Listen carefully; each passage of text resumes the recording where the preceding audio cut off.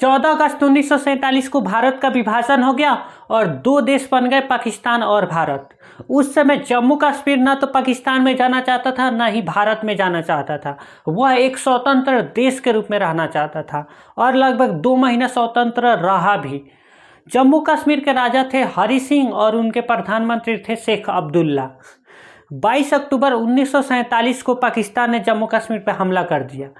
राजा हरि सिंह की सेना पाकिस्तानी सेना से लड़ नहीं पा रही थी, पाकिस्तानी सेना पूरी तरह से कब्जा करते ही जा रही थी।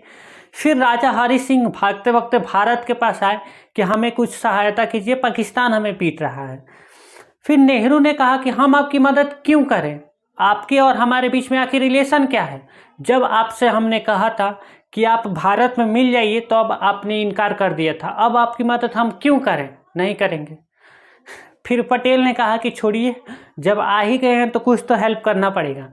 पटेल ने कहा कि पहले सिग्नेचर कीजिए कि आप भारत में रहेंगे, फिर हम आपकी हेल्प करेंगे। राजा हरि सिंह सोच में पड़ गए। फिर उन्होंने कहा कि कुछ हमें विशेष अधिकार दे दीजिए, फिर हम सिग्नेचर कर देते हैं।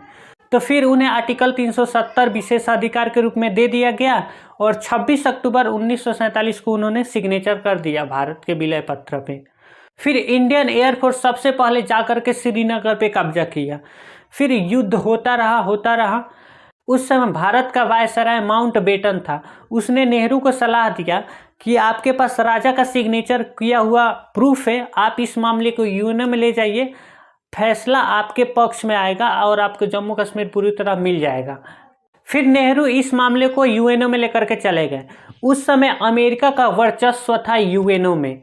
अमेरिका का लगा कि भारत गुटनिरपेक्ष की घोषणा कर चुका है, अर्थात वो किसी के पक्ष में नहीं जाएगा, और पाकिस्तान तो गुटनिरपेक्ष नहीं है, वो किसी के पक्ष में भी जा सकता है।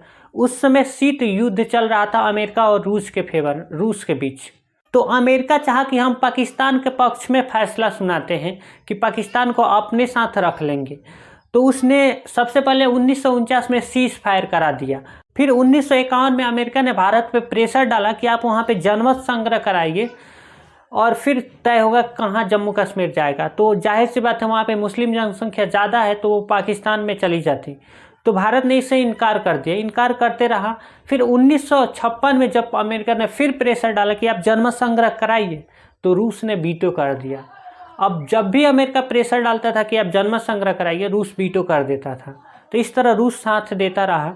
फिर 1971 में जब भारत पाकिस्तान के बीच युद्ध हुआ था तो उसमें 93,000 फौजियों ने सरेंडर किया था पाकिस्तान के भारत के सामने।